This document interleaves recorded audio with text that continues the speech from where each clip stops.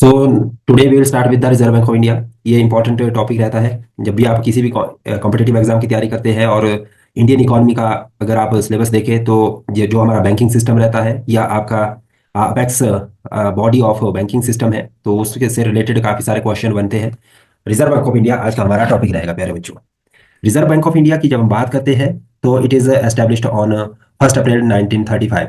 पहला जो पॉइंट आपको याद रखना है यहाँ पे प्यारे बच्चों, वो क्या रखना है कि जो रिजर्व बैंक ऑफ इंडिया है उसकी स्थापना कब हुई थी? 1 अप्रैल 1935 को हो गई थी। And with the accordance with the provision of reserve bank of India act 1935। इसमें दो चीजें यहाँ पे आपसे पूछी जा सकती है कि रिजर्व बैंक ऑफ इंडिया की स्थापना कब हुई थी और किस एक्ट से हुई थी। तो जो आपका है, जो एक्ट की बात आती है, आरबीआई एक्ट 1934 से हमने 1 अप्रैल, ठीक है, 1935 में रिजर्व बैंक ऑफ इंडिया को एस्टेब्लिश किया। ये आपने याद रखना। क्या किया हमने? आरबीआई एक्ट 1934 से, ठीक है, 1 अप्रैल 1935 को आरबीआई एस्टेब्लिश किया गया, राइट। उसके बाद आता है the central office of the RBI, that is reserve bank, was initially establish in Kolkata but headquarter moved from Calcutta to Mumbai in 1937। अभी प्रेजेंट में डियर स्टूडेंट्स, ठीक है, जो हेडक्वार्टर है, अगर आपसे पूछा जाए हेडक्वार्टर,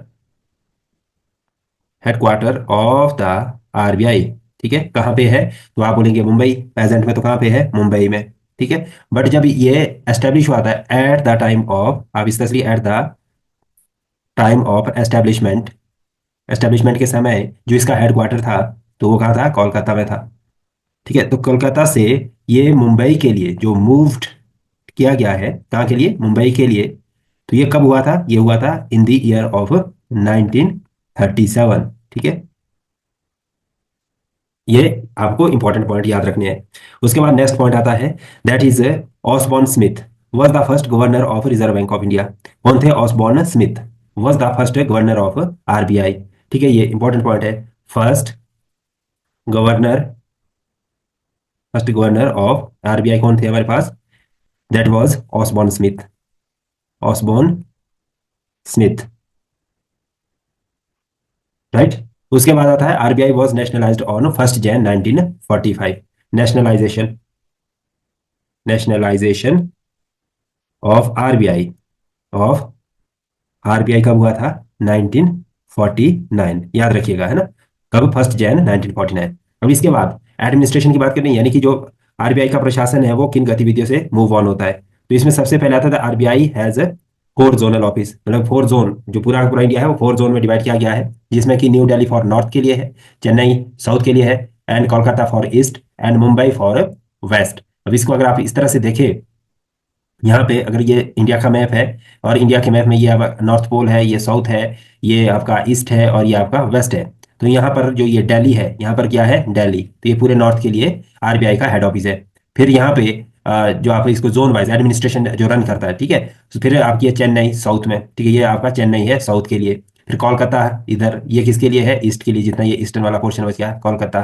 फिर मुंबई कहाँ पे है? इधर मुंबई आ गया आपका, ये पूरा का पूरा वेस्ट के लिए, ठीक है। और उसके बाद आता है the central board consist of, इसमें जो आपके जो गवर्निंग बॉडी में होंगे, तो एक आरबीआई का गवर्नर होता है, दूसरे इसमें 4 डिप्टी गवर्नर होते हैं जो कि 4 जोनल ऑफिस में बैठते हैं, और 2 फाइनेंस मिनिस्ट्री रिप्रेजेंटेटिव होते हैं। मतलब कि जो फाइनेंस मिनिस्ट्री है हमारी, उसके वहां से 2 लोग इसके रिप्रेजेंटेटिव होते हैं, और 4 directors to represent local board, headquarters at Mumbai, Kolkata, Chennai and New Delhi. तो यहाँ पे 4 डायरेक्टर हो गए। नेक्स्ट आता है हमारे पास the governor and 4 deputy governor along with the central board of directors are appointed by the governor of India, ठीक है। तो इसमें क्या होगा? ये इंपॉर्टेंट पॉइंट है, याद रखना। जो ये 4 डिप्टी डायरेक्टर, उसके साथ साथ जो सेंट्रल बोर्ड है डायरेक्टर्स का, that was appointed by the government of India, यानी कि भारत सरकार के द्वारा उनकी नियुक्ति की जाएगी। Only the prime minister was the governor of RBI was Manmohan Singh. ये इंपॉर्टेंट पॉइंट है, ठीक है। अभी मनमोहन सिंह जी का देहांत हो गया है, बट ओनली प्राइम मिनिस्टर, आप ऐसे लिख सकते हैं, only RBI governor, RBI governor, governor who became, आप इस तरह से लिख के रखिए, शॉर्ट नोट बनेगा आपके लिए, who became prime minister was doctor Manmohan Singh, doctor Manmohan Singh, ठीक है। वेरी इंपॉर्टेंट पॉइंट है ये, एग्जाम के पॉइंट ऑफ व्यू से। देन आता है हमारे पास functions of the reserve bank of India. Function कौन कौन से फंक्शन प्ले करता है? सबसे पहला फंक्शन है मॉनेटरी अथॉरिटी का, ठीक है, एज एपेक्स मॉनेटरी अथॉरिटी के बिहाफ से काम करता है। It controls the supply of money in the economy to stabilise exchange rate. Exchange rate का मतलब क्या है हमारा, कि जो हम डॉलर के बदले रुपीज, रुपीज के बदले डॉलर को एक्सचेंज करते हैं, ठीक है। So this is the exchange rate and maintain healthy balance of payment, BOP, ठीक है, and attain financial stability, control inflation, strengthen banking system. ये बेसिक से जो फंक्शन है आरबीआई के। तो कौन कौन से फंक्शन है आरबीआई के? आरबीआई के फंक्शन है मॉनेटरी फंक्शन वगैरह, आप ऐसे लिखेंगे इसको मॉनेटरी फंक्शन में। आपको इस तरह से शॉर्ट नोट बनाना सिखा रहा हूँ मैं आपको साथ साथ में। मॉनेटरी फंक्शन में आपका आएगा stabilising exchange rate, stabilising exchange rate. दूसरा क्या फंक्शन आ गया? हेल्दी बैलेंस ऑफ पेमेंट, ठीक है, बैलेंस ऑफ पेमेंट पॉजिटिव रखना है ना, अच्छा रखना, मेंटेन रखना। और उसके साथ साथ आप क्या है, फाइनेंशियल स्टेबिलिटी, यानी इसमें फाइनेंशियल स्टेबिलिटी की बात की जाती है। फिर इन्फ्लेशन को कंट्रोल करना है, ठीक है, इन्फ्लेशन मेंटेन मेंटेन करना है, ठीक है, कंट्रोल करना है। फिर इसके साथ साथ जो बैंकिंग सिस्टम है हमारा, बैंकिंग सिस्टम को मजबूत करना है, स्ट्रॉन्ग करना है, उसको स्प्रेड करना है, ठीक है। तो ये बेसिक से हमारे मॉनेटरी फंक्शन आते हैं आरबीआई के। उसके बाद ये as a treasurer, sorry, currency issuer के तौर पे भी काम करता है। द इश्यूर ऑफ करेंसी, मतलब ये करेंसी को भी पब्लिश करता है। The objective is to maintain the currency, the basic objective क्या है इसका? To maintain the currency and credit system of the country. It is a sole authority to issue currency, except the currency and coins of 1 rupees and its denomination which are issued by the ministry of finance. तो यहाँ से आपको दूसरा question क्या मिला, कि जो आपका कॉइन्स और 1 रुपीज के नोट है वो किसके द्वारा इशू किए जाते हैं, ठीक है। कॉइन्स प्लस 1 रुपी नोट, 1 रुपी का जो नोट होता है that was published by, published, that was published by, किसके द्वारा पब्लिश किए जाते हैं? That was published by the ministry of finance, ठीक है। आप इसको इस तरह से लिखते हैं, ministry of finance, MOF, ministry of finance, right. उसके बाद आता है हमारे पास बैंकर्स बैंक। अगर मान लो कि कभी बैंक को पैसे की जरूरत पड़ेगी तो वो किसके पास जाएगी? आप तो बैंक के पास चले जाते हैं, बैंक किसके पास जाएगा? तो बैंक चला जाएगा आरबीआई के पास, ठीक है। RBI is the banks of all banks in India and it provide loans to banks except deposits of banks and rediscount bills and bills of the banks, ठीक है। फिर आता है bankers are to the government. सरकार के लिए भी एक बैंक की तरह काम करता है। It act as a banker both to the central and state government. याद रखिएगा, सेंट्रल और स्टेट गवर्नमेंट के लिए, दोनों के लिए ये बैंकर की तरह काम करता है। और ये शॉर्ट टर्म क्रेडिट प्रोवाइड करने का काम करता है। मतलब कि अगर शॉर्ट टर्म में सरकार को पैसे की जरूरत पड़ जाए तो उस समय में आरबीआई जो अपेक्स बॉडी है दैट विल प्रोवाइड लोन्स और short term credit to the government. It manage all new issues of government loans, services, and servicing the government's debt outstanding and nurturing the market for government securities. It advises the government on banking and financial subject. Then आता lenders of the last resort, यानी कि जब कहीं से भी कुछ भी आपके पास पैसा ना मिले तो लास्ट में आपके पास जो लास्ट रिजॉर्ट है, लास्ट होप है, that is RBI. The banks can borrow from the reserve bank of India by keeping eligible securities and as collateral at the time of need or crisis when there is no other sources, right? Act as a clearing house, ठीक है। मतलब कि जब बहुत सारे इसके लिए branches, departments के लिए क्लियरिंग हाउस की तरह भी काम करता है। For settlement of banking transaction RBI manage 14 clearing houses and it facilitates the exchange of instruments and processing of payment instruction. Then custodians of the foreign exchange reserve, जिसमें कि आपके पास क्या आ जाएगा, जो आपका फॉरेक्स है, फॉरेन एक्सचेंज है ना। It administer and enforce the provision of foreign exchange management act 1999, ठीक है, फेमा, जिसको जो हम फेमसली इसको क्या पढ़ा जाता है, फेमा के नाम से, ठीक है। तो आरबीआई क्या करेगा? फेमा के जितने भी प्रोविजन है उसको एडमिनिस्टर करेगा और उसको एस्टेब्लिश करेगा।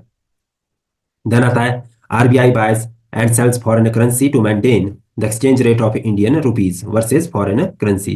देन आता है RBI represent the government of India in the IMF and world bank, ठीक है। अगर जहां पर on the behalf of Indian government अगर फाइनेंशियल इंक्लूजन की बात की जाती है, तो जब आईएमएफ या वर्ल्ड बैंक की बात आती है तो वहां पर it works on the behalf of government of India, ठीक है। And regulator of the economy है, जिसमें कि जीडीपी, इन्फ्लेशन आदि को मेंटेन करना आरबीआई का काम है, ठीक है, सोल ड्यूटी है। Regulators and superiors of payments and settlement system. अब इसमें क्या है कि जो ये पेमेंट और सेटलमेंट सिस्टम की बात की जाती है, 2007 के एक्ट के माध्यम से। तो इसमें एक सुप्रीम या oversight authority for the payments and settlement system in the country, वो किसके पास है? आरबीआई के पास दी गई है। ठीक है। उसके बाद आता है बैंकिंग ओम्बड्समैन स्कीम। मतलब कि अगर आपको कोई बैंक से रिलेटेड कोई प्रॉब्लम्स आ जाए, ठीक है, तो आपका वहां पे आपकी प्रॉब्लम या कंप्लेंट का रेड्रेसल नहीं हो रहा, तो आप लास्ट में किसके पास कंप्लेंट कर सकते हैं? आरबीआई। ठीक है। Including online, can also appeals to the ombudsman against the awards and other decision of the banks. 1995 में इसको किया गया था। देन आता publisher of monetary data and other. ठीक है। एंड डेवलपमेंट फंक्शंस, यानी कि जितने भी विकासात्मक गतिविधियां की जाती है उसके लिए फंड्स को एलोकेट करना, मनी का सर्कुलेशन करना, तो ये सारा काम आरबीआई का रहता है। इसके बाद हमारे पास है आरबीआई में, ठीक है, जो मेजर जो फाइनेंशियल इंफ्रास्ट्रक्चर्स है, ठीक है, उसमें मेजर रोल आरबीआई के द्वारा प्ले किया जाता है, जैसे कि आईडीबीआई है, सीडबी है, नाबार्ड है, एनईडीबी है, जैसे north eastern development bank and Exim bank है, एनएचबी, नेशनल हाउसिंग बैंक है ना, ये सारे इंस्टीट्यूशंस को इस तरह से डिजाइन किया गया ताकि जो फाइनेंशियल नीड्स है उसको पूरा किया जा सके। ठीक है। उसके बाद आता है हमारे पास मॉनेटरी पॉलिसी। मॉनेटरी पॉलिसीज में हम क्या देखते हैं? Monetary policies refer to the use of monetary instruments under the control of central banks to regulate magnitude such as interest rate, ठीक है, money supply and availability of credit with the view to achieving the ultimate objective of the economic policy. इसका मतलब क्या बना कि भाई जितनी भी हमारी मॉनेटरी पॉलिसीज फ्रेमवर्क की जाती है, उन मॉनेटरी पॉलिसीज में क्या रहता है कि क्रेडिट्स को कैसे अवेलेबल करवाना है, कैसे सफिशिएंट क्रेडिट्स हमने मार्केट में रखना है, मेंटेन करना है उसकी सप्लाई को। तो ये सारे के सारा आरबीआई की मॉनेटरी पॉलिसीज के द्वारा डिजाइन किया जाता है। So monetary policy is the macro economic policy being laid down by the central bank towards the management of money supply and interest rate. ठीक है। तो ये सारा का सारा काम किसके द्वारा किया जाता है? आरबीआई के द्वारा किया जाता है।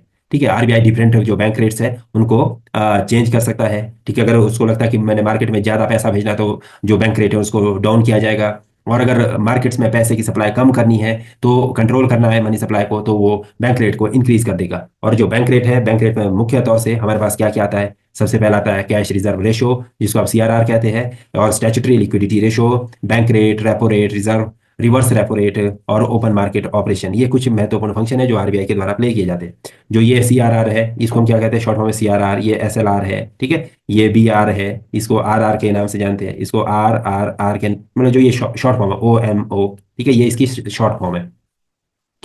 फिर आता है मॉनेटरी पॉलिसी कमेटी बनाई गई है constituted by the central government under section 45ZB। ठीक है। इसके माध्यम से under section 45ZB determine the policies interest rate required to achieve the inflation target, यानी कि जो महंगाई लगातार बढ़ रही है उसको मेंटेन करने के लिए जो इंटरेस्ट रेट है वो डिटरमाइन करना पड़ता है टाइम टू टाइम। तो उसको डिटरमाइन करने के लिए हमने एक स्पेशल पॉलिसी कमेटी बनाई है, मॉनेटरी पॉलिसी कमेटी बनाई है। ठीक है। अंडर आर्टिकल जो 45ZB। ठीक है। उसके बाद आता है the objectives of the monetary policy. तो इसमें आता है neutrality of money, stability of exchange rate, price stability, full employment, economic growth और equilibrium in the balance of payment. Then आता है credit control measure. Credit control measure का काम भी जो आरबीआई के द्वारा किया जाता है। ठीक है। Primary mechanism available to the central banks to realise the objective of monetary management major है। ठीक है। So RBI is embodied by the reserve bank of India act 1934 and banking regulation act 1949। ठीक है। To maintain the statutory basis for the control and credit system. ठीक है। Methods of credit control के लिए क्या है? इसमें जो जनरल और क्वांटिटेटिव मेथड्स में आता है वो बैंक रेट आता है, ओपन मार्केट ऑपरेशन है, और वेरिएबल कैश रिजर्व रेशो, जिसको हम CRR के नाम से जानते हैं। फिर आता है सिलेक्टिव और क्वालिटेटिव। क्वालिटेटिव में rationing of credits, direct action, moral suasion, publicity और regulations of consumers credit, then marginal requirement, these all are. ठीक है। ठीक है। जैसे इसमें क्वांटिटेटिव में बैंक रेट की बात करें तो बैंक रेट को एग्जांपल के तौर पे हम यहाँ देखेंगे। अगर बैंक रेट की बात करते हैं तो central bank wants to control credit. यदि ऐसी सिचुएशन आती है कि भाई कंट्रोल करना, क्रेडिट का मतलब क्या? जो पैसा मार्केट में जा रहा है उसको हमने कंट्रोल करना है, उसको मार्केट में कम भेजना है। तो इसके लिए क्या करेगा आरबीआई? जो बैंक रेट है उसको इंक्रीज कर देगा। बैंक रेट में क्या क्या आता है? जैसे CRR, SLR।